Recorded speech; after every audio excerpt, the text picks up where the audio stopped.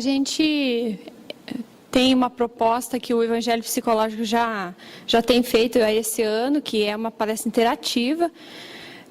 Essa, necessariamente, ela não era bem sobre a conjugalidade. Ela tinha um outro viés, que é o capítulo 22 do Evangelho segundo o Espiritismo, que fala do divórcio. Mas daí eu sou metida e aproveitei para falar do casamento, porque não existe divórcio sem casamento. Então, como que você fala de uma coisa sem a outra? Eu acho que a gente não quer muito entrar no viés do divórcio para manter o casamento. Em alguns casos, é importante a gente saber alguns detalhes e tudo mais. E como a gente tem a grata felicidade de estudar a Joana de Ângeles, ela, juntamente com a psicologia analítica, vem nos colaborar com esse olhar sobre o casamento, o que é que a gente, não só no casamento, mas em vários tipos de relações, em todas as relações, como é que as coisas funcionam, né? Porque às vezes a gente acha que é só um querer que se vincula, às vezes a gente acha que é amor à primeira vista, e às vezes não é bem assim. Então é isso que nós queremos tratar. Porque ela vai dizer que tem outras coisas que envolvem o porquê da gente escolher um parceiro, né? Tem outras coisas que também interferem. E aí no livro O Mundo, Minha Família e Eu, que Raul Teixeira escreve quem dita o livro, na verdade, é Camilo, e Raul Teixeira escreve, ele vai falar que existe uma lei de atração também para as relações. Assim como muitas coisas se atraem na natureza, o homem não poderia ser diferente, ele também se atrai.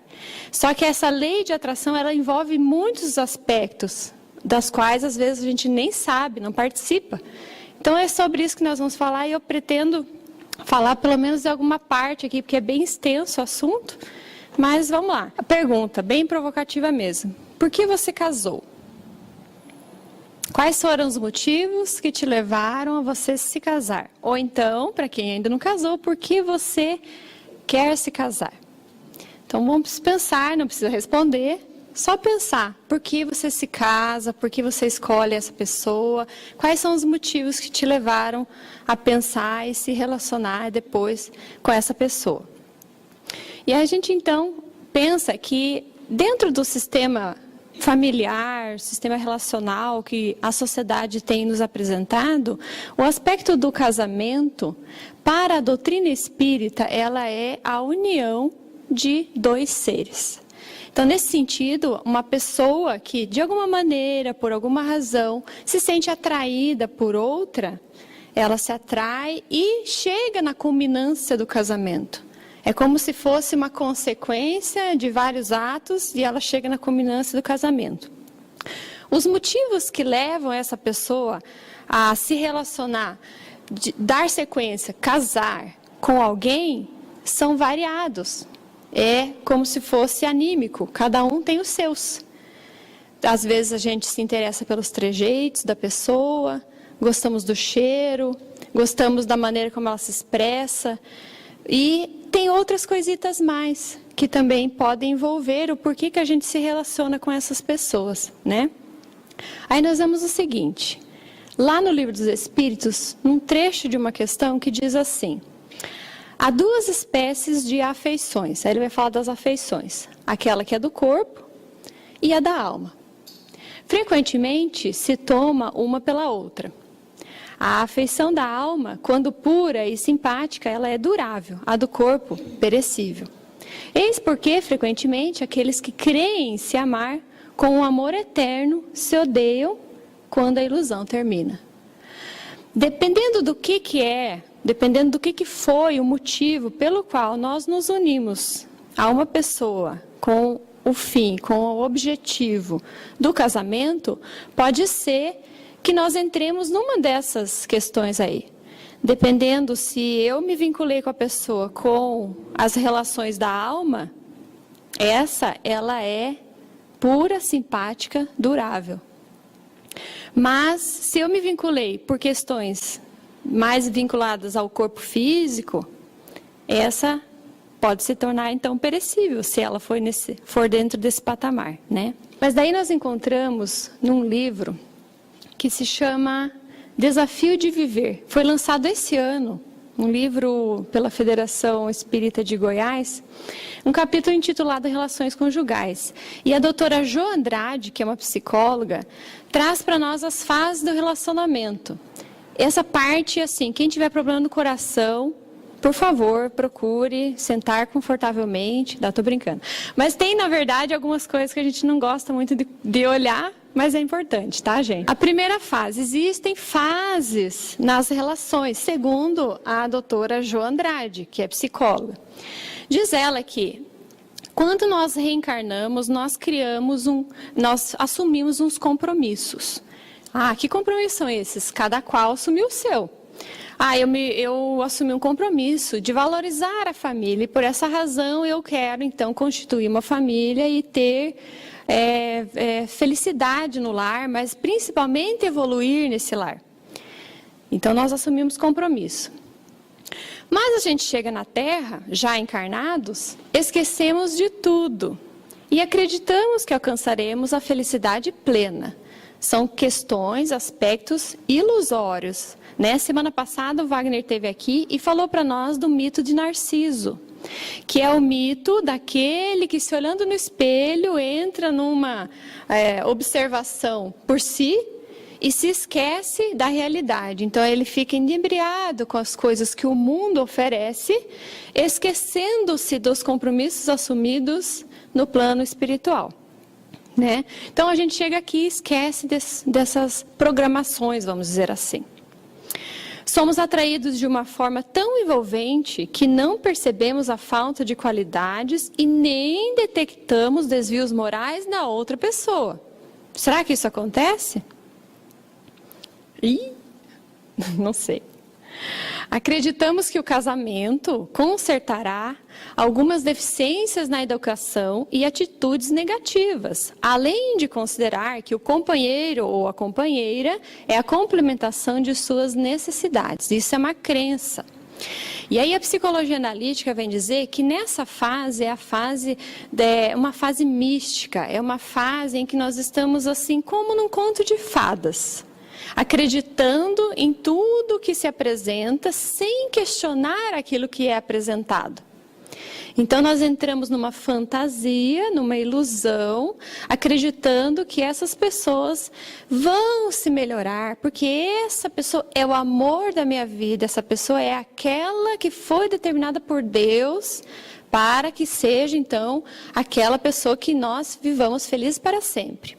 E aí nós olhamos um casamento e falamos, na minha casa não vai ser assim. Ó, eu vejo meu pai e minha mãe brigar um monte, mas na minha casa só vai ter paz. Nós vamos falar manso com os outros e nós não vamos brigar. Então, nesse momento, é o momento que nós criamos essa fase, né? Entramos nesse processo de misticismo, vamos dizer assim, de acreditar que vai ser exatamente como nós pensamos que seja. Aí teríamos também, transferimos para o companheiro insatisfações que carregamos como se ele fosse, ou ela fosse, capaz de eliminá-las com muita facilidade. Então, o companheiro recebe uma carga de coisas a serem feitas, que nós projetamos, nós jogamos para ele, para que ele faça.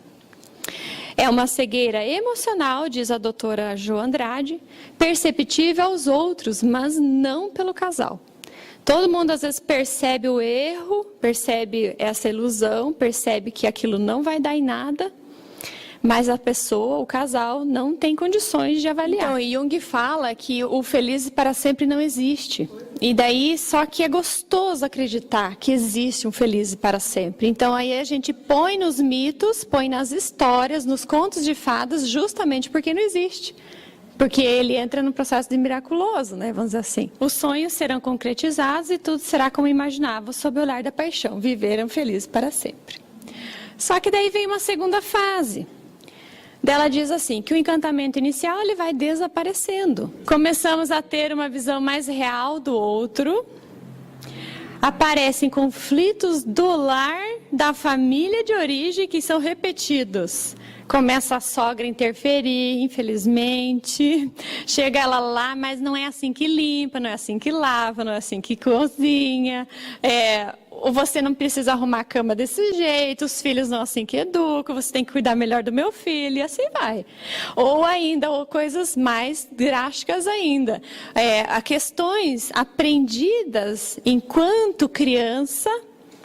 Eu repito isso como um comportamento meu, porque é a lei da repetição. Eu aprendi, então eu chego e repito esse comportamento lá naquele lar novo que eu constituí. Então, eu começo a apresentar aquele pai mal-humorado, a mãe castradora, a mãe dominadora.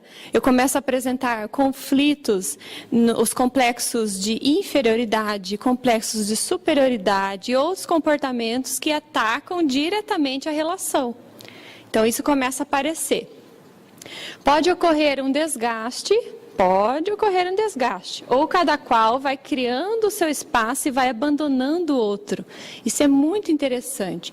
É um comportamento, segundo ela, que as pessoas vão fazendo automaticamente e às vezes nem percebe que faz isso. É como se assim, já que não consigo ser príncipe ou princesa, eu me transformo no ogro. Só que daí eu não quero conviver diretamente. Eu faço o meu espaço e vivo a minha vida de uma forma que eu não sofra tanto com aquela relação. Então, eu fico de vendas nos olhos para não sofrer tanto assim. Então, eu vou abandonando o outro na vida dele, nas coisas dele, e vou vivendo a minha vida paralelamente. Né? Não participamos mais daquelas questões daquela relação. Nessa fase é que o casamento começa, diz ela. A fase anterior, ela era ilusória. Então, você estava vivendo, como dissemos, aquela questão mística, aquela questão do conto de fadas. Aqui é a vida real. E aí começa, cada qual vai mostrando a sua essência, aquilo que tem, aquilo que traz em si. Né? Pesam as imperfeições morais, diferenças, e o diálogo fica cada vez mais escasso. Calma, gente, estou só começando, tá? Tem bastante coisa para falar. Tem solução? Opa, tem solução. Aí, Joana de Ângeles piora a nossa vida. Antes de Joana, vou trazer as questões do Livro dos Espíritos. Porque apesar de tudo isso que está sendo dito, o Livro dos Espíritos traz também um consolo para nós de que, né, o casamento é bom, veja lá. Será contrária à lei da natureza o casamento? Isto é, a união permanente de dois seres. Olha aqui onde a doutrina fala que o casamento é a união permanente de dois seres, né? Ponto para a gente pensar.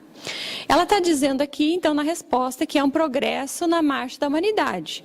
Vamos ver a próxima que a gente já vai entender onde a gente quer chegar. Que efeito teria sobre a sociedade humana a abolição do casamento? O casamento não é bom, não é legal, né? Ela disse, a resposta seria uma regressão à vida dos animais. Por que isso? Porque Allan Kardec faz um comentário a essa questão, tá? Eu não vou ler para não ficar muito comprido, mas ele faz um comentário. Os animais, eles se unem para a reprodução. Eles não têm, a maioria deles, pelo menos, não tem compromisso com o companheiro. Então, ao passo que o ser humano começa a se unir permanentemente, vai ficar convivendo com aquela pessoa, é um sinal de progresso. E aí a gente vai ver mais sobre isso quando Joana de Ângeles nos apresenta essa questão. Então, o casamento ainda é uma escolha positiva, apesar de tudo isso que a gente tem falado até então. E aí, agora, enfim, Joana de Ângeles piora a situação. Ela vai dizer para nós que, apesar de tudo isso que a gente vive, tem outras questões que também participam dessa relação, dessa escolha do parceiro. E ela chama isso de mecanismos de fuga do ego. Diz ela assim, que habituado ao não enfrentamento com o self, o que é o self? O espírito imortal. Né? Então, habituado a não lidar com aquilo que você veio fazer, o porquê da sua existência, o porquê da sua essência, quando você não lida com isso, você não olha para essas realidades profundas, o ego, que é a nossa persona, aquilo que nós temos hoje, Ele camufla a sua resistência à aceitação da realidade profunda, elaborando mecanismos escapistas de forma a preservar o seu domínio na pessoa. Então o ego, ele não quer perder espaço, ele quer dominar a pessoa. Por isso que o enfrentamento deve ser de ataque direto ao nosso egoísmo, que é a manifestação doentia do ego, como diz Joana de Ângeles. Então nós precisamos fazer um trabalho para que esse ego aos poucos saia do lugar onde ele pensa que ele está. Ele pensa que ele comanda. A gente tem que dizer para ele que não, que quem comanda aí é o espírito imortal, porque o espírito sim sabe o que é, para que ele veio, para onde ele vai e qual é o objetivo da encarnação, certo? Então o que ele faz? Ele, não querendo ver isso, começa o ego a camuflar. Aí ela traz aqui quais são alguns desses mecanismos de defesa: compensação, deslocamento, projeção, introjeção, racionalização, repressão, negação, massificação, transferência e outros. Tá? Cada um deles, Joana de Ângeles fala na série psicológica, em especial Amor, Imbatível Amor, o Ser Consciente, que é esse mesmo que ele tá nesse capítulo 7, que ele fala da conquista do self. Ela fala de cada um. E tem mais livro que agora eu não me recordo. Triunfo Pessoal? Então, Triunfo Pessoal também. Então, todos eles ela fala. Nós, infelizmente, não vamos poder falar de todos, até porque não precisa. Eu acho que um só já basta. Nós escolhemos, então, o aspecto da projeção. Tá, então, para iniciar, 2 aspectos de Jung, que vai ferver a nossa cabeça aí, e é o bacana, né? Então, ele vai dizer que há uma dinâmica arquetípica na escolha do parceiro, que é a projeção. O que é isso? É quando eu estou pretendendo escolher meu parceiro, há uma dinâmica arquetípica, algo dentro de mim, que também vai se manifestar. A gente já vai entendendo isso, tá? Porque isso parece um pouco abstrato quando a gente vai falando de início, mas aos poucos vai fazendo sentido. Então não se preocupe. Então ele vai dizer assim: quanto mais o amor for cego, lembra da fase ilusória? Tá. Quanto mais o amor for cego, tanto mais será instintivo. Ele é sem raciocínio, ameaçando ter consequências destruidoras, pois é um dinamismo que tem necessidade de forma e direção. Então, nós precisamos fazer o controle do instinto. Por este motivo, a ele se associa um logos compensador, uma razão compensadora, que vai fazendo a compensação. Luz que ilumina as trevas. Um homem inconsciente de si mesmo age instintivamente, sendo, além disso, o joguete de todas as ilusões provenientes do fato de que tudo aquilo que é inconsciente lhe parece vir do exterior, sob a forma de projeções que faz sobre o próximo. Já vai aclarar, tá? Daí ele diz ainda: tudo o que haja a partir do inconsciente vai aparecer projetado no outro. O que eu tenho de inconsciente, que eu não conheço em mim, que está guardado lá no meu interior, vai aparecer projetado no outro. Não que os outros sejam inteiramente inocentes, pois mesmo a pior das projeções sempre se engancha num gancho, e que por menor que seja, foi de fato fornecido pelo outro. O gancho que engancha é, apesar de eu descobrir que o ser humano que eu me casei não é alguém cujas melhores expressões, as melhores questões morais, éticas, que foi o que eu realmente gostaria, depois eu percebo isso, há um gancho que engancha. Alguma coisa aconteceu, algo que essa pessoa tem, que eu necessito. E isso é doloroso da gente pensar, porque não, essa pessoa não tem nada a ver comigo. Mas às vezes a gente desconhece essa informação dentro de nós mesmos. Nós desconhecemos vários aspectos que estão no nosso inconsciente. E, como nós falamos ali, nos mecanismos de fuga dessa realidade, a gente fica escapando, querendo vazar dessa informação, E por essa razão a gente fica sempre dando desculpas. Ah, mas eu fiz assim, eu agi assim, mas porque o fulano fez assim. Ah, eu fiz assim, mas porque ela começou daquele jeito. Então a gente vai sempre racionalizando, essa é a racionalização.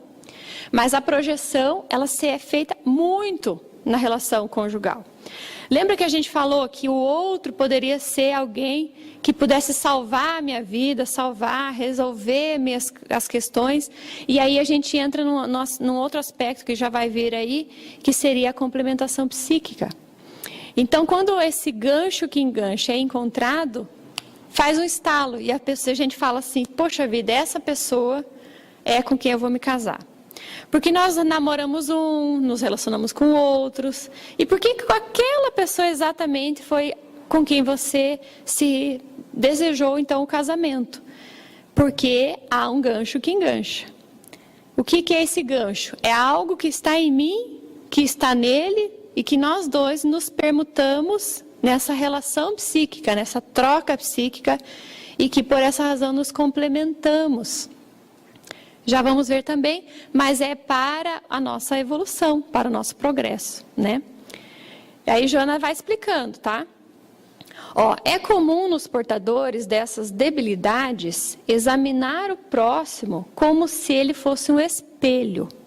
Tá, vamos pensar no espelho, no qual a imagem própria apresenta-se inversa, refletindo as suas lamentáveis feridas espirituais. Então, aquilo que eu sou, a minha essência, eu projeto no outro como se o outro fosse um espelho, a fim de que o espelho me mostre aquilo que eu não estou vendo em mim. Percebe? Então, o espelho, ele me mostra a imagem inversa. Agora, pelo fato de eu ver no outro, eu acho que não é meu. E tem certas coisas nossas que a gente realmente não consegue ver sem o auxílio do espelho. Os olhos, por exemplo, o cabelo, nós só conseguimos ver pelo espelho. Então, nós precisamos ter acesso a algo que nos mostre quem nós somos, o estado que nós nos encontramos. E a relação de casamento é a relação que mais nos oferece essas oportunidades abençoadas de nós vermos quem nós somos. E por que é tão difícil? Porque é muito doloroso ver quem nós efetivamente somos. Nós não queremos ver isso. Quem não quer ver isso? O ego não quer ver isso. Porque ele fica dando mecanismos de fuga para não ver. Ele quer ficar no comando ali, né? Aí continua Joana. Por consequência, as observações sempre representam aquele que se dedica a fazê-lo. Então, assim, aquilo que eu vejo no outro não é do outro, é meu. O outro pode até ter um pouco, sim, mas é muito meu. Aquilo que te irrita no outro, aquilo que te faz perder a cabeça, que é uma coisa assim que você não dá conta, pode levar para casa que é teu. É uma coisa tua e você tem que olhar para você, que aquilo está em você. Ao ver-se em forma oposta ao que pensa de si próprio. Assinalado pela culpa íncita na consciência, é normal que a todos considere como se a ele próprio fora. Assumem postura de vítimas ou de mártires quando não aceitos, fugindo para a astúcia com que buscam mascarar os conflitos, tornando-se hábeis na censura e nos comentários maliciosos. Então a gente vai falar do companheiro, do cônjuge, e nós somos ou vítima ou mártir. Né? Nós somos vítima, porque o outro é alguém que me faz muito mal. Ou então eu que salvo essa casa, eu que dou conta dessa casa, tudo para mim, né? Ou nós somos vítimas ou nós somos mártires.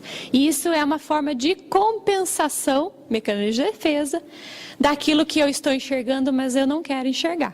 Então eu vou compensando isso em explicações, em questões racionais, a fim de que o meu ego perceba que essa relação não está acontecendo, eu não estou percebendo isso dentro daquilo que eu precisaria ver.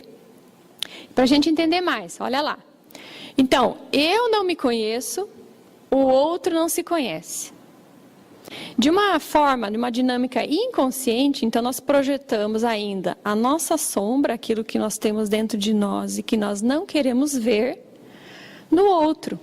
né? Projetamos ali a nossa ilusão, a nossa fantasia, a idealização, frustração. Pensa, nós nascemos num lar, nós fomos educados de um jeito, o outro de um outro jeito. Mas para piorar, eu não me conheço, eu convivo comigo desde que eu nasci. Mas eu não me conheço. O outro também não se conhece. Como é que eu vou saber como que o outro é? O tempo de namoro, de relação pré-casamento, não nos possibilita de ver isso. Tá? Isso não nos possibilita. E começa a dar um gostinho amargo na boca agora, quando a gente começa a falar disso. Porque, vixe, mas então o casamento é horrível? Não é bem assim. Tá? A gente já vai ver isso também. Porque vai dando... quando a gente esclarece, quando a gente entende, torna consciente aquilo. Então, ele começa a fazer sentido e nós começamos a trabalhar de forma diferente. Né? Começamos a nos melhorar a partir do conhecimento. Então, aí a gente traz uma tirinha, olha só. A mulher diz para ele, você me decepcionou. Ah, isso eu entendi. Só não entendo porque está tão chateada comigo se quem criou expectativas foi você. Então, às vezes, a gente se decepciona com o outro, mas a culpa não é do outro. A responsabilidade está em nós que projetamos nele essa nossa ilusão, esse nosso desejo de que isso fosse um conto de fadas e que, na verdade, não tem nada a ver com isso, né? Aí, então, Jung fala assim, que o fascínio, para corroborar com a nossa fala, o fascínio, né, ou a rejeição, porque aqui ele está dizendo que tem dois tipos de projeções, aquela projeção positiva e a negativa. O fascínio ou a rejeição que sentimos pelas pessoas provém do conteúdo psíquico existente dentro de nós, que é projetado no outro, de maneira positiva ou negativa. Então, quando eu vejo, sei lá, uma pessoa cantando, fazendo palestra, e eu acho essa pessoa extraordinária e não vejo defeito nenhum, é projeção. Não existe. Nós estamos num planeta de provas e expiações. Não existe uma pessoa que não tenha defeitos. Não podemos pensar assim nunca. Então a gente pensa, nossa, mas fulano, nossa, faz isso, faz aquilo, é algo assim que eu gostaria tanto de estar, né? A gente admira certos expositores, só a título de exemplo, claro, né? Às vezes no nosso âmbito de trabalho tem um médico que nós respeitamos e tal. Não que ele não tenha o seu valor, mas nós não podemos projetar nele uma perfeição que não existe. É essa a questão, né? E aí também diz Jung, tudo aquilo que nos irrita nos outros pode nos levar a um melhor conhecimento de nós mesmos. Porque é nosso conteúdo. Nós projetamos no outro, é nosso conteúdo. Então, às vezes, a gente fala alguma coisa para o companheiro ou companheira. E aí, eu falei alguma coisa e a pessoa responde mal. Ah, mas a pessoa é grosseira, mas a pessoa não concorda. Mas, às vezes, nela acionou um complexo de inferioridade, acionou uma mãe castradora, acionou um sentimento aí de abandono, e que ele remoeu naquele momento e começou a colocar à tona na relação. Então, ele vai sofrer com aquilo. Então, é por isso que, às vezes, a gente não se entende nas relações, nas conversas. Por isso que o autoconhecimento está aí, mais uma vez. O processo de conscientização da relação a dois não costuma acontecer sem sofrimento. No início da convivência, geralmente, enquanto tudo vai bem, os vínculos conscientes de caráter projetivo podem servir de pontos agradáveis e úteis. Porém, manter uma convivência requer consciência. Então, para eu me aproximar da pessoa, pode ser que aquela projeção seja algo agradável e útil. E vamos trazer isso para a doutrina espírita. Muitas vezes é nesse momento que a espiritualidade se utiliza dessa projeção, se utiliza dessa fase mística para fazer as relações. Porque você já pensou, gente, isso é importante, já pensou se a gente conhece lá a pessoa e já olha o bruxo, já olha a Fiona, já olha o Shrek e não vê o príncipe que está lá, né, disfarçado ali? Não ia haver reprodução, não ia haver ser humano na face da Terra, porque a gente ia chegar com o problema estatelado ali, não tem condições. né? Então precisa desse momento, né, desse perfume da relação que vai fazer com que a gente entre nessa barca. Aí depois a gente entra num processo de conscientização dessa relação. Você vai entrando num processo de conscientizar essa relação e aquilo vai fazendo sentido. Então, quando essas projeções em relação ao companheiro caem, a pessoa percebe que o seu parceiro não é quem ele pensava que era. Mas, na verdade, a pessoa deveria dizer que o seu parceiro não é a projeção que ela fez dele.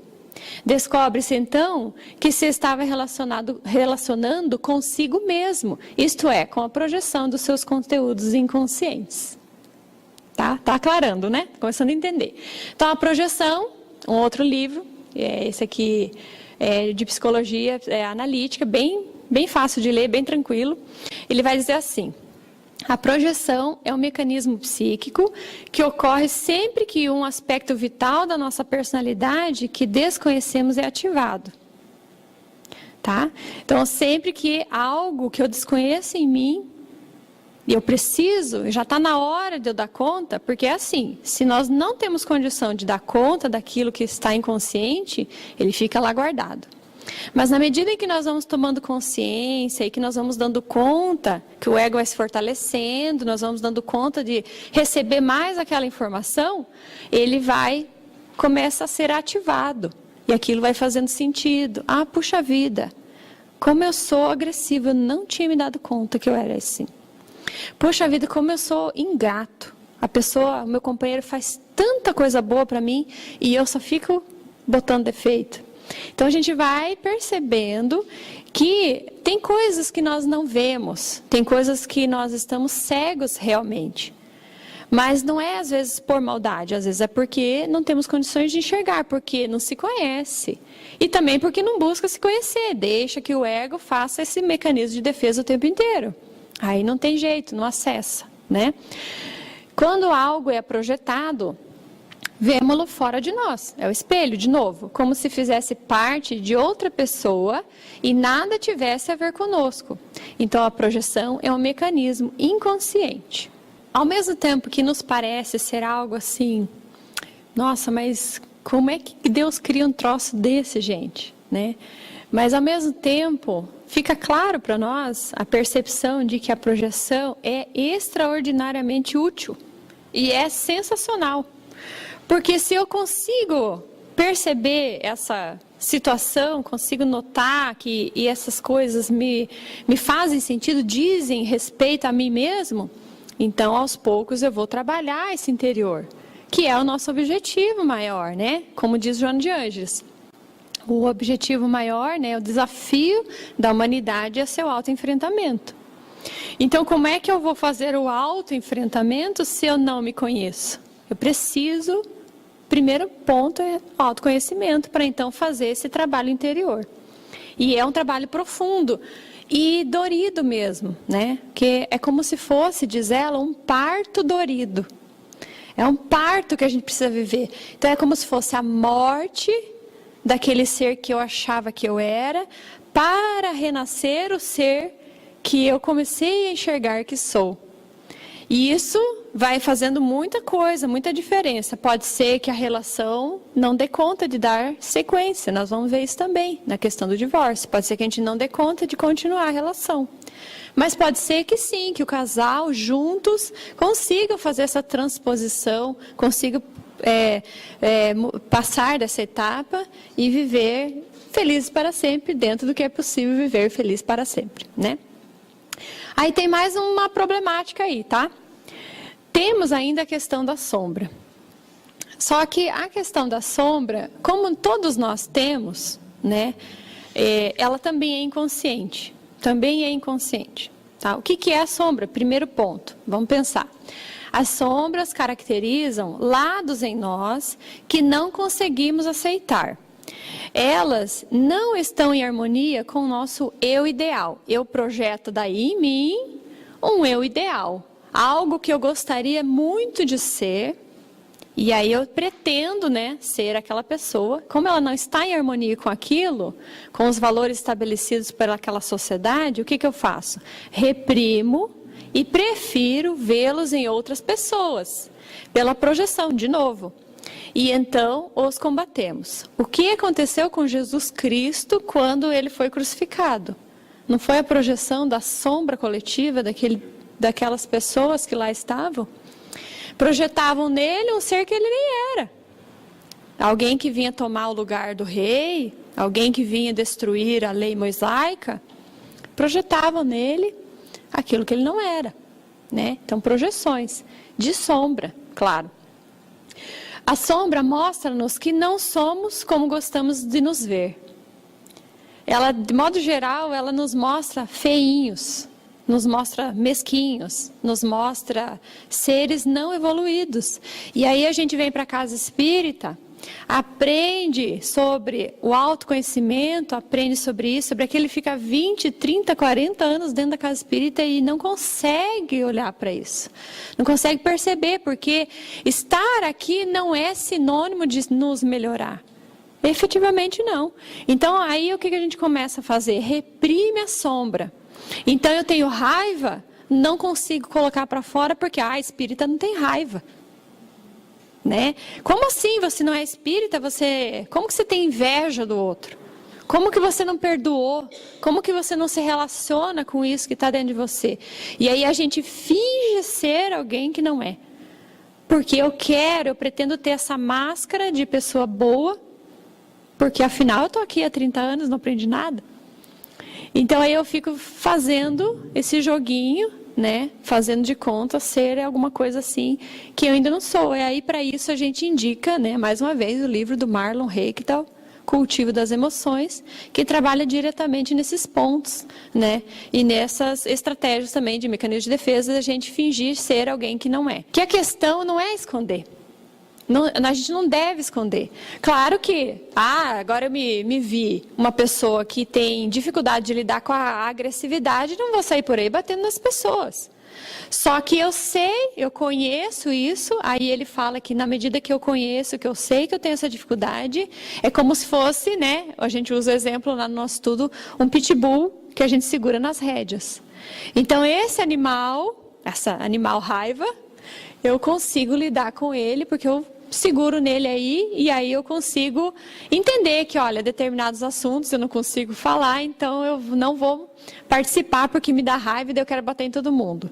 Não, eu vou cuidar no trânsito, porque se eu sair armada eu mato alguém. Então, certas coisas que na medida que a gente vai se conhecendo, a gente vai evitando um mal maior. Agora, negar que tem raiva, você entende? Então, assim, eu finjo que eu não tenho raiva, eu finjo que não sei o quê. Minha irmã, como diz, o Marlon faz umas piadas que eu acho fantástica, né? Ele diz assim, a pessoa passa e buzina porque você está muito devagar, daí você faz o quê? Você abre a janela e fala, meu irmão, obrigado por essa oportunidade de me fazer uma pessoa melhor, porque eu estou aprendendo na doutrina espírita que isso é o melhor para mim. A gente não faz isso, né? A gente normalmente mostra um dedinho mindinho e assim, né? Ele fala, são coisas que a gente vai vendo que isso não é ainda aqui algo que nos cabe. Percebe?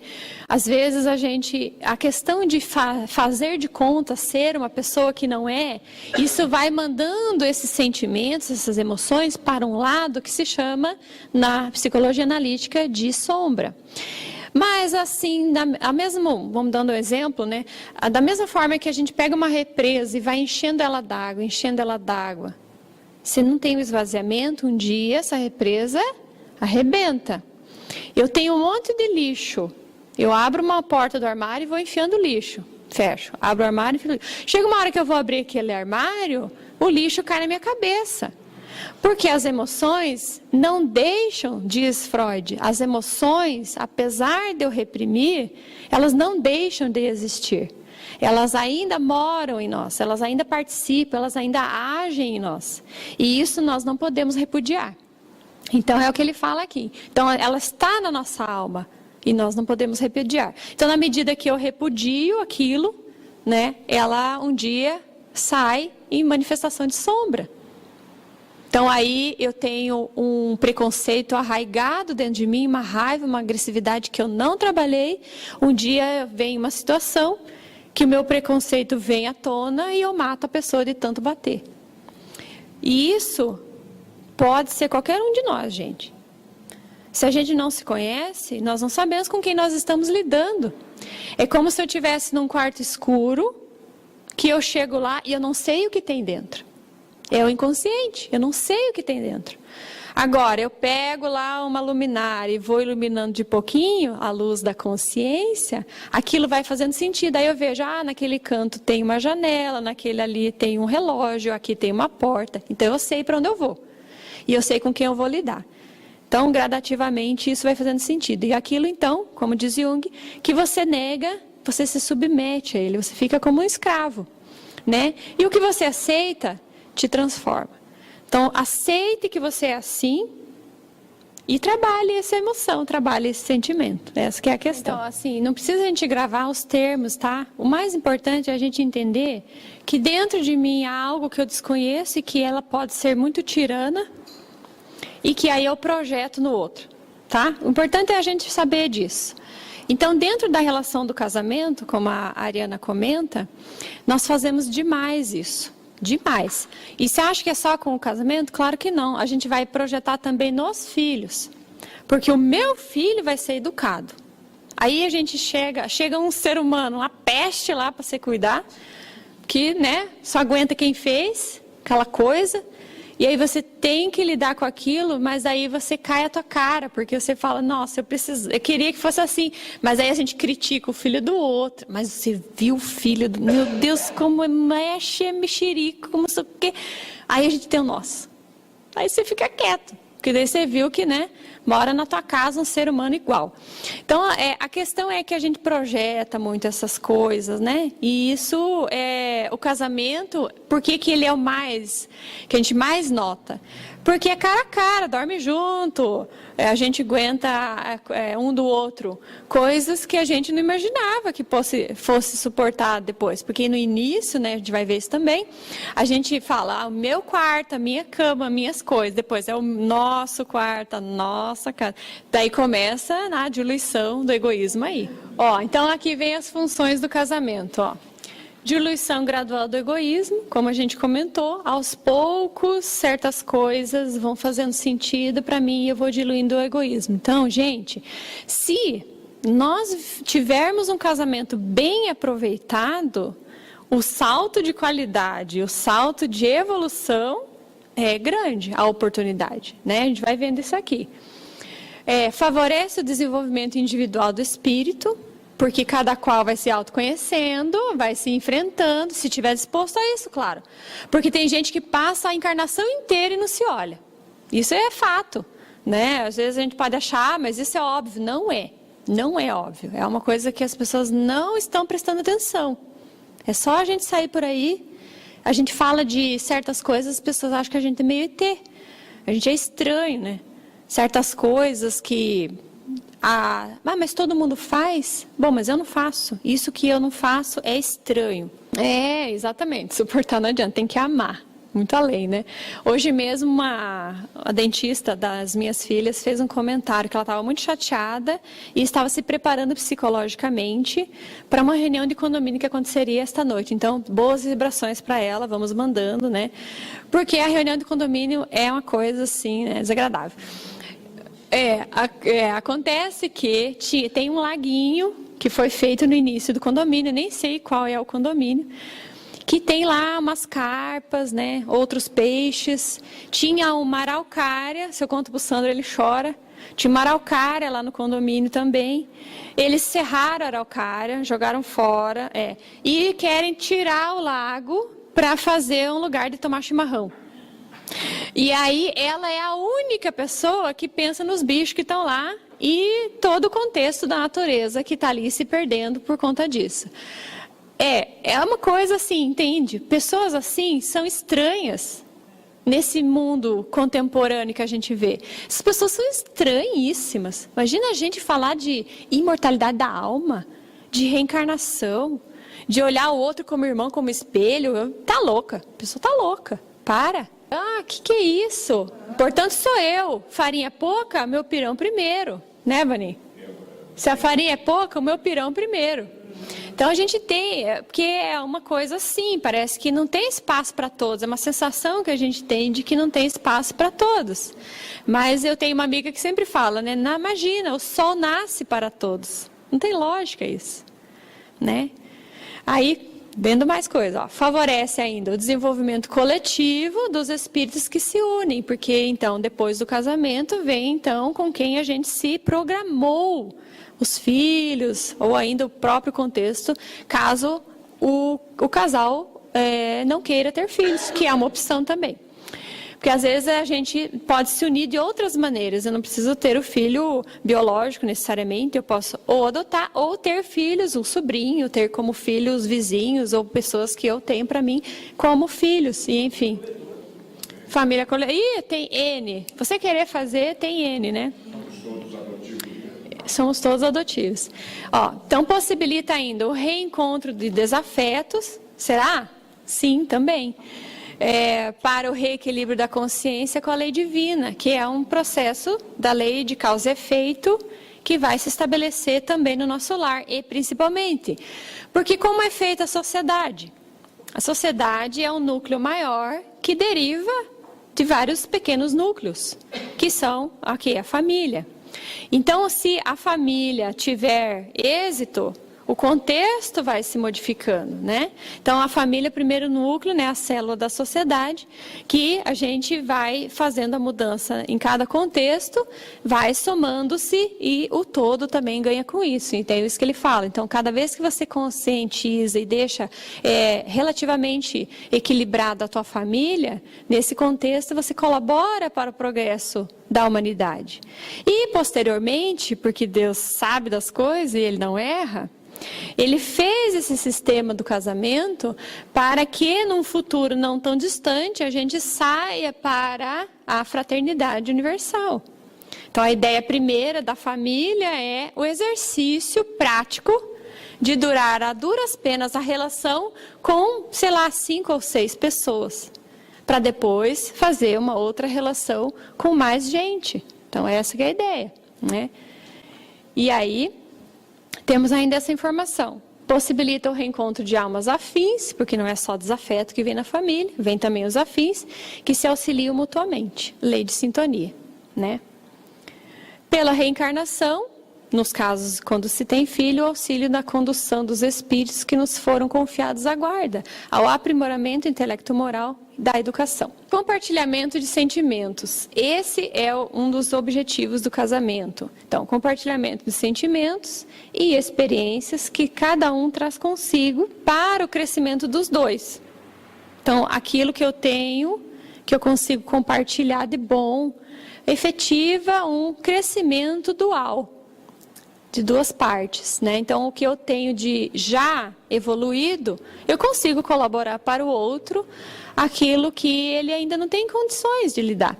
Então, assim, se por exemplo, se você é uma pessoa que já consegue conversar direitinho, tem paciência e vê que o outro está irritado, espera a pessoa se acalmar e depois você entra, conversa com a pessoa, faz todo esse processo. A gente vai ver depois de onde que vem isso. Faz um processo, envolve a pessoa e olha, fulano, eu sei que naquela hora você estava errado. Difícil a gente falar isso, né? Mas é assim que tem que ser. Orientações dos benfeitores. Aquela hora você estava nervoso, estava irritado, mas veja bem, vou te mostrar esse ângulo. Aí você vai desenvolvendo.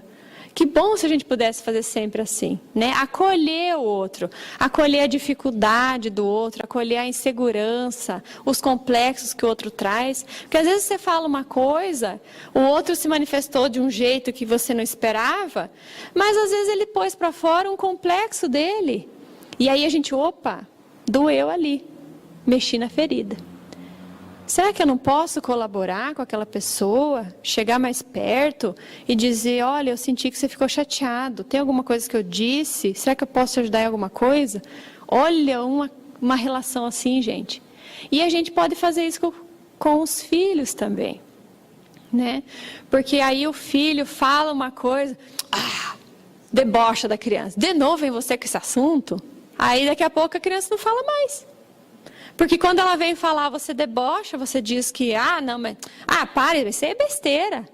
E a gente vai desestimulando a pessoa a falar. Aí chega num ponto que ela deixa de falar suas coisas. E aí se torna um adulto que também não vai conversar no lar, também não vai expor as suas emoções, também não vai trocar essa informação. Então, nesse ponto, a gente deixa de compartilhar aquilo que a gente já tem de bom. E daí eu me conheço, sei que eu sou agressivo, e quando alguém vem me falar uma coisa, eu vou com 2 pedras na mão. Então, eu tento segurar a onda, para também não fazer esse embate, né? Outro exemplo também que podia ser o casal, um dos companheiros tem um progresso profissional, por exemplo. E eu não dou conta de lidar com a ascensão profissional do meu esposo ou da minha esposa. Não dou conta. Então, eu tenho dentro de mim inveja porque eu queria estar no lugar. Isso é ou não é projeção de sombra? É o que eu estou projetando, minha sombra. Eu não dou conta de lidar com aquilo. E aí eu não dou conta, aí eu começo. Você é só um fulaninho. Você ninguém precisa de advogado, mas tem muito advogado aí. Cada esquina tem 2, cada esquina tem 3. E a gente vai depreciando, minando a relação, né, amiga? Não tem. Tem pra caramba advogado. E a gente vai depreciando, vai minando a relação, vai minando o outro às vezes pode pensar, puxa vida, será que eu fiz mal? Será que... Às vezes ele entra na onda, né? Então olha o que a gente vai fazendo, a gente vai sem, às vezes, se dar conta e vai depreciando o outro, porque aí, como diz lá no Livro dos Espíritos, ao invés de eu crescer, de evoluir, eu baixo o outro no meu nível. Eu fico puxando o outro para ele baixar no meu nível, ao invés de eu ascender, eu crescer, eu me tornar um ser melhor, subir e trazer o outro junto, não, eu baixo o outro no meu nível, depreciando, a gente faz muito isso. Então tem que aprender a lidar com isso também. Aí, aqui, Raul Teixeira, aliás, o Espírito Camilo por Raul Teixeira, vai falar sobre a complementação psíquica. Lembra quando a gente fez aquela relação do gancho que engancha? Aqui que ele está falando, do gancho que engancha. Aí a gente percebe quem está ali, e o gancho que enganchou está lá, vivendo com a gente e dormindo do nosso lado na cama. Então vamos ver que gancho é esse. Aí ele fala assim, que todos trazemos necessidades educativas para esse mundo e carecemos no campo das vivências afetivas de uma complementação psíquica e emocional, que nos impulsiona na busca do encontro de uma alma cuja afinidade espiritual favoreça essa permuta de energias e nos preenche essa lacuna psíquica. Isso não é apenas e tão somente no aspecto da sexualidade.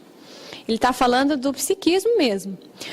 Aí a gente vai entendendo, né, no outro slide que a gente vai trazer, que existem parceiros invisíveis que moram dentro de nós, que Jung chama de ânima e ânimos, que é o lado feminino, o ânimo, o lado feminino no homem, que se projeta, e o ânimos, que é o lado masculino do homem, da mulher, que se projeta também. Então, nós temos dentro de nós essas 2 polaridades que também participam. Então, a gente tem uma complementação psíquica, que nós podemos optar por esse ou aquele parceiro de acordo com aquilo que eu sou também. Ele tem essa jogada, ele vai fazer um encaixe das peças, né? Aí isso pode acontecer dentro daquele período que eu estou também.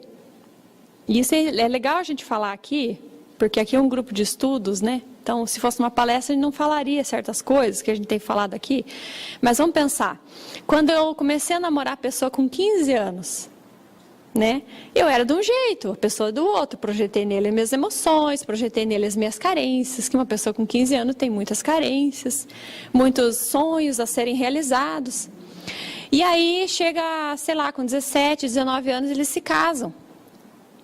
Aí dá 10, 15 anos de relação, e aí a gente percebe que um cresceu e o outro ficou estagnado.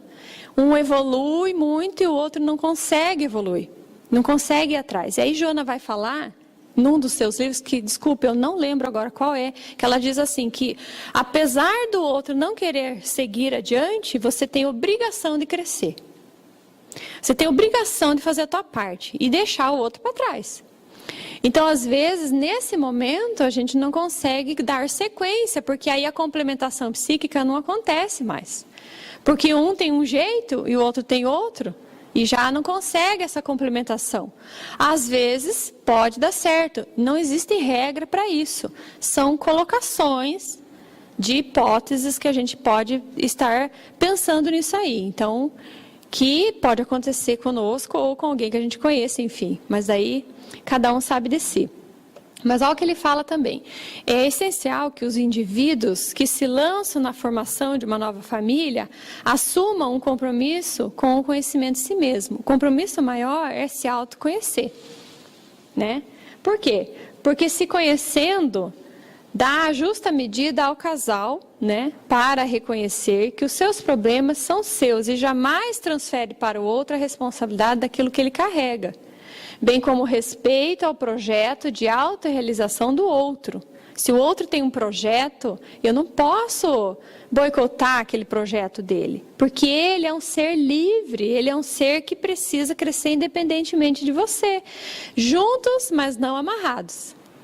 Então o casal se une, mas ele não se aprisiona um no outro. E isso é muito importante, né? Porque se você amarrar duas aves, elas não conseguem voar, mesmo amarradas uma na outra. Mas aí duas soltas, elas voam lado a lado e caminham por onde tem que caminhar. Então elas precisam, cada qual precisa cumprir com o seu projeto individual de autorrealização. Tá, mas se esse projeto de autorrealização não está em conformidade com a família, aí sim você tem que, de repente, parar para conversar e estabelecer um critério que fique bom para todo mundo, né? Mas se não atinge a família, muito pelo contrário, às vezes vai trazer crescimento, vai trazer algo positivo para a família, por que não? Vamos deixar que a pessoa evolua, que a pessoa cresça, que ela faça a parte dela nesse contexto aí. Mas que existem várias pessoas que nos complementam psiquicamente. E não raro, essas pessoas são relações do passado. Mas também há aquelas que a gente veio com compromisso. E depois de assumido o compromisso, aí é compromisso. Então, assim, o casamento, segundo as vistas de Deus, tem que se fundar na afeição dos seres que se unem. Quando uma relação se funda na afeição, aí entra nisso que você está falando. Porque aí é comigo a conversa. Eu vou saber se é a hora de deixar que a pessoa vá ou se é a hora de acolher ainda mais. Porque o afeto vai me dizer se eu ainda tenho amor a fim de que eu dê conta de lidar com essa situação que eu estou vivendo. Porque às vezes a gente tem conflitos bem difíceis. E aí a gente traz aqui um trecho, tem lá no livro Ação e Reação, que eu encontrei, Emmanuel falando em outras obras, que às vezes a gente tem relações que são assim, resgate mesmo. Coisa assim, difícil mesmo. Aí vai depender da gente, se eu quero resgatar agora ou não. E vai depender do afeto também. Se eu tenho afeto suficiente para dar conta daquilo lá, porque nenhum ser é um ser que vem pronto. Ele está inacabado, é uma obra em processo, assim como nós. Se eu amo o suficiente para suportar aquilo que ele tem, que ainda eu não gosto, aquilo que eu considero defeito, mas daí eu começo a analisar que ele tem tantas qualidades mais, e que aquilo é tão importante para mim, não para o outro, nem para a sogra, não para os pais, para ninguém, nem para a sociedade, não importa. Para mim, eu prefiro continuar com essa pessoa, porque para mim, eu prefiro ainda desse jeito. Por isso que até Haroldo Dutra Dias tem uma fala dele, que ele disse assim, que nunca mais, depois que ele entendeu certas coisas, nunca mais ele sugeriu para um casal se separar. Ele é juiz de direito, a gente sabe. Às vezes, na abordagem enquanto juiz, poderia ele talvez ter dado uma sugestão de se separar. E aí ele disse que ele, entendendo isso, ele nunca mais deu a sugestão do divórcio, porque quem sabe é a pessoa. Às vezes ela tem um resgate mesmo com aquela pessoa, ou às vezes é ali o processo de redenção que vai acontecer, né? E aí Joana fala que isso é algo que denomina uma evolução espiritual grandiosa no ser humano, porque daí ela sai da fase instintiva e vai migrar para a fase do amor, que é o último estágio do afeto, né, do sentimento.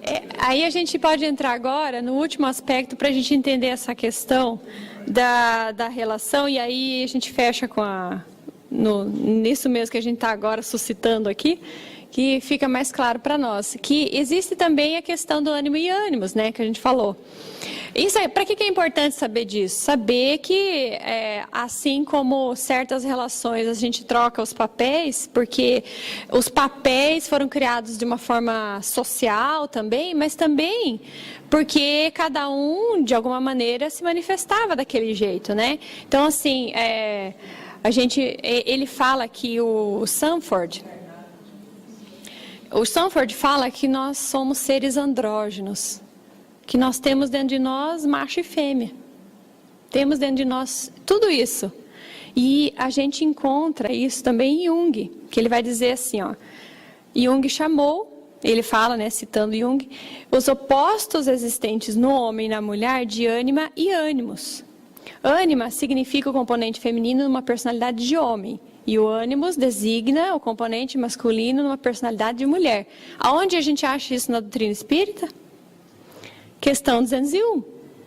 Que a gente tem várias encarnações, ora homem, ora mulher. Para que isso? Para estagiar, para aprender o que cada polaridade apresenta. Então, quando nós estamos no estágio evolutivo que nos encontramos, que ainda tem muito para trilhar, lógico, mas nós já caminhamos bastante também. Aí a gente começa a perceber essas diferenças dentro de nós. Então, quando um pai, por exemplo, acalenta um filho, isso é ânima.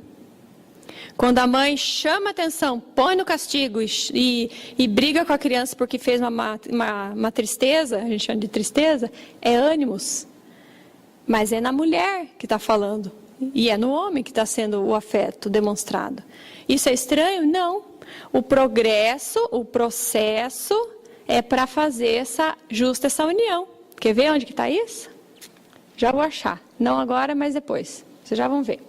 Segundo Jung, na medida em que nós nos integramos parcialmente com esse oposto dentro de nós, tornando-se consciente, aumentamos a nossa capacidade pessoal de lidar com a complexidade das outras pessoas. Eu começo a entender, isso quem fala é o Gelson Roberto, num livro espírita que ele escreveu, Espelhos da Alma, que na medida que eu vou entendendo essa dualidade dentro de mim, eu também consigo compreender a complexidade da outra. Porque a gente ouve muito, né? Como que um homem vai entender uma mulher se nem ela mesma se conhece? Isso é um engano, porque na verdade o feminino também está dentro dele, assim como o masculino também está dentro dela. Só que quando a gente encarna numa polaridade, a gente encarna no corpo biológico masculino, nós nos entendemos como homem porque nós temos a polaridade maior masculina. Claro que há suas exceções, a gente não vai entrar aqui, realmente teria que ser uma outra conversa para a gente falar disso. Mas a gente reencarna numa polaridade feminina e se reconhece mais feminino em alguns casos. Mas a gente dentro do nosso psiquismo, também tem um homem aqui dentro que consegue dirigir uma empresa, que consegue dirigir um carro, consegue falar aqui na frente de vocês e até a perna treme só um pouquinho. A gente consegue fazer coisas que antigamente, se a gente for ver na história, isso era algo eminentemente masculino. Quando que mulher saía para a rua e saía dando opinião por aí? Nunca. Não, ela era tida como coisa. Cabra, vaca, galinha, mulher, mesmo nível. Propriedade. Coisa, ela não tinha personalidade jurídica, ela não tinha personalidade individual. E quando que no passado, não tão distante, a gente via o pai acalentando o filho, amamentando à noite. Isso é um processo, gente, que é quando você começa a manifestar aquilo que está dentro de você e que vai fazendo vai ficando mais gostosa a relação, vai ficando uma coisa mais confortável, porque eu sei com o que eu estou lidando. E aí eu penso, mas aqui, gente, é uma opinião pessoal, eu não li em lugar nenhum. Se vocês quiserem, deleta aí o que eu vou falar. Eu acho que eu penso que no mundo assim mais evoluído não haverá necessidade do casamento do jeito que há aqui. Porque aí você vai ter outro tipo de relação, uma relação mais fraterna e tudo mais. Já vai estar equilibrado a energia sexual, já vai estar equilibrado o contexto de integração ânima e ânimos dentro de mim. E aí eu não tenho necessidade desse tipo de relação, porque aí eu já consegui sair para essa humanidade, essa irmandade maior, a fraternidade, do amor fraterno que a gente se propõe porque Deus assim criou, né? Então, a gente sai daquele contexto pequeno para ir atender um grupo maior. E aí, na psicologia junguiana, a gente chama essa integração, olha que metida, né? Eles chamam, estou quase lá, né? Estou me achando já.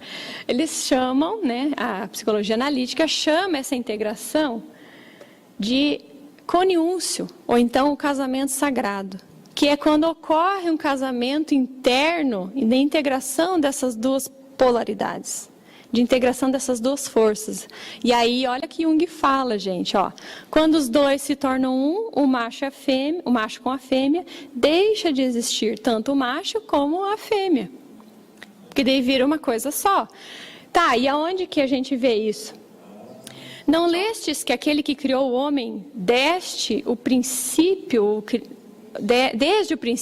criou o macho e fêmea e disse, por esta razão, o homem deixará seu pai e sua mãe e se ligará à sua mulher, e não farão os dois senão uma só carne? Assim já não serão duas, mas uma só carne. Jesus falou isso. Ele falava, e aqui a gente pode analisar em dois aspectos. Um aspecto objetivo, que é essa relação de homem e mulher, efetivamente, ou de dois seres, vamos chamar assim, que fica uma coisa mais bem colocada, a união de dois seres, ou a gente pode olhar no aspecto subjetivo, que é o feminino e o masculino dentro de mim, eternamente. E esse é o processo que nós precisamos buscar, né? Então, na medida que eu me conheço, eu percebo o quanto que eu tenho de um e de outro. E aí ele fala lá, não separe o homem o que Deus juntou. Jesus disse isso. Aí a gente vai entendendo agora. O que ele quer dizer com essa fala? Não dá para a gente separar aquilo que está dentro de você. Então, você não pode cingir algo que é natural teu. Então, eu não posso ser só feminino, viver só essa polaridade, e eu não posso ser só masculino, viver só essa polaridade. Porque eu deixo de ganhar experiências, conquistas ético-morais na outra situação que eu estou deixando de viver, por opção. Né? Então, não separe o homem que Deus juntou. Mas a gente pode interpretar também no âmbito objetivo, na relação. Daí ele diz assim, ó, aí Kardec que comenta. Quando Jesus disse, não separe o homem o que Deus juntou, essas palavras se devem entender com referência à união segundo a lei imutável de Deus e não segundo a lei imutável dos homens. O que ele quer dizer é que a lei dos homens, ela se modifica conforme a sociedade vai se modificando. Porém, a lei de Deus, que é imutável, ela entende que a relação, a união dos dois seres se faz por conta da afeição. Então, se há afeto, não separa. Mesmo que a lei faça essa dissociação, né? Então, os consortes, ou então os sem sortes, né? Eu brinco. Eles se unem. Isso é invenção minha, né? Eles se unem para cumprir com um desejo íntimo do afeto. Agora, se eles se unem para cumprir com qualquer outro desejo que não seja o afeto, aí então vai lá e oficializa aquela separação, porque de fato não existe afeto ali. Entende? Então começa a fazer sentido para a gente essa ideia da separação, né? Aí a gente já se encaminha para o fim, mas dizendo assim, ainda é Joana de Ângeles, tá? Aqui no livro Amor, Imbatível Amor.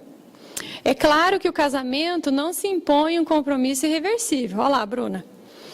O que seria terrivelmente perturbador e imoral, olha, em razão de todos os desafios que apresenta, os quais deixam, às vezes, muitas sequelas, quando não necessariamente diluídos pela compreensão e pela afetividade. Né? Quando não necessariamente diluídos, não necessariamente, né? Então, às vezes, tem lá uma relação em que o homem espanca a mulher. Como é que você vai dizer, não, minha irmã, Isso é um casamento de redenção. Você deve ficar nessa relação, porque afinal, você se casou com ele e o que Deus uniu, jamais o homem separa. Então, a gente tem que ter muito cuidado com essa colocação. Depois a gente vai lidar com uma consequência de um homicídio aí, que vai ficar na nossa responsabilidade.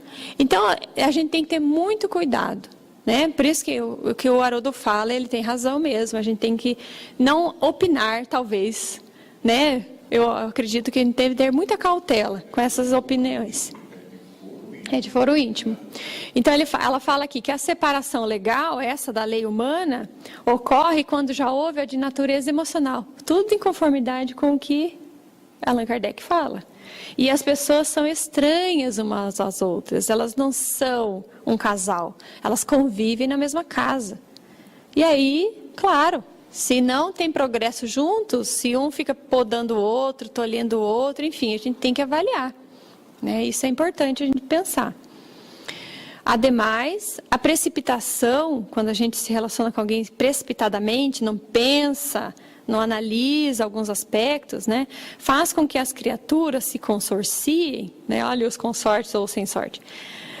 Não com a individualidade, o ser real, mas sim com a personalidade, aquilo que o outro aparenta ser.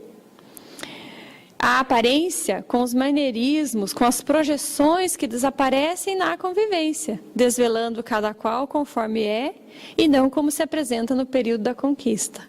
Então ele faz lá a dança do acasalamento e chama a mocinha para passear e ela fica encantada, mas ela não percebe isso aí. E aí depois começa a ser colocado à tona aquilo que ela é efetivamente. Então às vezes eu não consigo lidar com isso. Então, aí, cada qual tome o seu partido. Mas tem também as uniões de prova. Então, Emmanuel vai dizer que o divórcio, nesses casos, a retirada, a rejeição e demissão, às vezes constituem medidas justificáveis nas convenções humanas, mas quase sempre elas não passam de moratórias, eu deixo para depois, para um resgate em condições ainda mais difíceis e com juros. Ouçamos, olha a dica, ouçamos o íntimo de nós mesmos. Enquanto a consciência se nos aflige, a minha consciência pesa, não indica para a separação, né? Na expectativa de afastar-nos da obrigação perante alguém, vibra em nós o sinal de que a dívida permanece. Então, de novo, o afeto, ele é algo assim grande que dá para a gente continuar nessa relação. A gente pode ficar casado, pode continuar, porque essa relação vai me trazer um resultado. E Emmanuel mesmo diz lá no livro Consolador. Olha onde que a gente vai buscar as coisas, né? Consolador, né? Antigo. Olha o que ele diz lá. O matrimônio, muito frequentemente, na Terra, constitui uma prova difícil, mas redentora. Por quê? Porque a gente está num planeta de provas e expiações. Vai querer um casamento de anjos? Não vai ter. É um planeta de provas e expiações porque há espíritos em período de provas e expiações, espíritos endividados ainda, né? Precisando ainda do cadinho da redenção para ser um ser melhor. Então, tudo bem, uma prova difícil, mas ela é redentora, ela traz consequências positivas, né? Então, os cônjuges desvelados por bem cumprir as suas obrigações divinas devem observar o máximo de atenção, de respeito e carinho mútuos, concentrando-se ambos no lar, sempre que haja um perigo, ameaçando-lhe a felicidade doméstica, porque na prece e na vigilância espiritual encontrarão sempre melhores defesas. Então, se eu estou em dúvida, ora, busca na vigilância, na oração, a intuição, a sabedoria que a espiritualidade vai nos conduzir. Porque há um grupo que se afiniza conosco espiritualmente e que vai nos direcionar para essa tomada de decisão. Não precisa a gente agora, eu sei que a maioria deve estar assim, puxa, e agora? Faz o quê? né? E esse sentimento é algo assim que realmente a gente tem, né? Às vezes com alguém que está passando uma situação difícil, ou nós mesmos, mas a orientação do Espírito Emmanuel é buscar na oração e na vigilância a orientação mais segura para essa tomada de decisão, né? Daí tem mais coisa na questão, depois vale a pena dar uma olhada, mas ele diz também que para alcançar a paciência e o heroísmo doméstico, faça mistério, é necessário, mais entranhada fé em Deus. Olha, tomando-se como espelho divino a exemplificação de Jesus no seu apostolado de abnegação e de dor à face da terra. Então Jesus trouxe aí toda uma situação, uma circunstância, e ele foi fiel até o fim. Então nós precisamos também ter esse olhar, né? Então, para a gente fechar a ideia, para que servem então os relacionamentos? Para ir para casa com essa ideia. Porque a gente falou tanta coisa, estou perdido, confundiu mais do que explicou a pessoa. É isso mesmo, eu quero provocar. Que você chega em casa assim, fala, não entendi nada daquele negócio que ela falou, mas fiquei com uma pulga atrás da orelha e alguma coisa eu tenho que aprender sobre isso, né? Então, para que servem esses relacionamentos? Reconhecimento das máscaras, daquilo que eu finjo ser e não sou. Integração da minha sombra, trabalhar aquilo que eu tenho dentro de mim como sombra. A educação dessas duas polaridades internas, ânima e ânimos, porque daí eu vou trabalhando as duas. O crescimento psicológico que vai culminar na evolução. E aí a gente, pensando nessa fala de Emmanuel, que diz aqui, né, que Jesus é um exemplo para nós de dedicação, de exemplificação e de alguém que se dedica, né, para cumprir com a sua missão na Terra. Joana diz que ele é o arquétipo da totalidade. Então, se a gente for pegar os feitos do Cristo, os feitos de Jesus, nós vamos encontrar momentos que ele era puro ânima, afeto, acolhimento na mulher adúltera. Filha, vem aqui, vá, não peques mais. O tua fé te salvou. Ânima. E ele era às vezes ânimos puro. Quando ele vinha e derrubava o que eles estavam sendo vendidos lá no templo. E quando ele chamava atenção, chamava de hipócritas aos fariseus. Isso é ânimos. Então Jesus, ele integra essa totalidade. E aí, quando Jung fala de individuação, ele explica exatamente isso, que individuar-se é você ser autêntico, porque você integra tudo isso, essas polaridades dentro de você, e você vai fazendo esse processo de integração, né? Então diz aqui, Joana, ninguém como ele conseguiu essa perfeita identificação do Yang e do Yin, que ela faz como analogia, que é o feminino e o masculino, provando ser o espírito mais elevado que Deus ofereceu ao homem para servir-lhe de modelo e guia. Não é à toa que ele está na questão 625 no Livro dos Espíritos, indicado como o ser mais evoluído que chegou na Terra e que nos serve de modelo e guia, né? E aí, a gente encontra também no Refletindo a Alma, quando diz assim, que os ditos de Jesus e ensinos, assim como o seu comportamento perante os desafios existenciais, demonstram ser ele o paradigma do homem que cumpriu a sua jornada de individuação. Então, Jesus é o homem integral, ela fala, porque ele está integrado em todos os seus aspectos. Então, seja o seu falar sim, sim, não, não. Essa firmeza a gente precisa ter. Então, quando eu assumo a minha vida nesse patamar, nessa firmeza, eu consigo evoluir mais depressa. Eu consigo entender o que eu preciso caminhar. Então, se nós vamos num país que nós não conhecemos nada, aí chegamos lá, nós procuramos um guia turístico. E aí a gente precisa chegar a um destino, o guia turístico nos leva a esse destino com mais rapidez, com segurança. O caminho é trilhado de uma forma reta, sem desvios.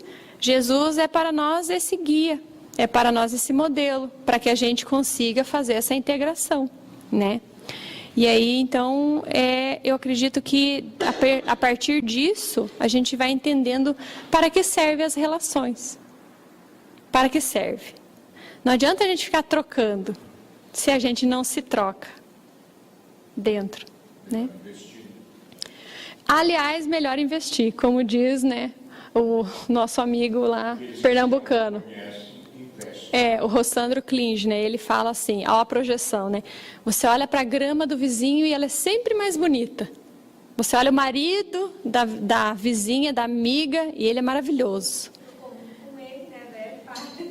Projeção pura, positiva. E às vezes a pessoa se empenha em tomar o marido da outra porque ele é perfeito. Só que aí você toma o marido da outra, aí os dois ficam infelizes aqui e dois infelizes lá, porque não se complementa, complementação psíquica. Aí a gente vê um casal, puxa vida, mas o fulano é tão gente boa e aquela mulher é uma megera. Complementação psíquica. Alguma coisa o outro tem que grudou no gancho dele. Então algo está sendo conveniente, algo está sendo bom e por isso ele permanece na relação. E não somos nós que vamos pitaquear nessa relação. Então, como diz ele, mais vale você investir na que você tem, que é o que vai te dar mais progresso. Eu tive um professor na pós-graduação que ele falou de ânima e ânimos, e ele disse assim, o casamento, nós temos que olhar o outro como um companheiro de jornada. Nunca como alguém que vai te dar algo, só um companheiro de jornada. A integração tem que ser dentro de você. Ele falou bem assim, gente. Olha, quando você entende, né, essa integração, o outro é só um companheiro de jornada mesmo. Obrigado, gente, pela atenção.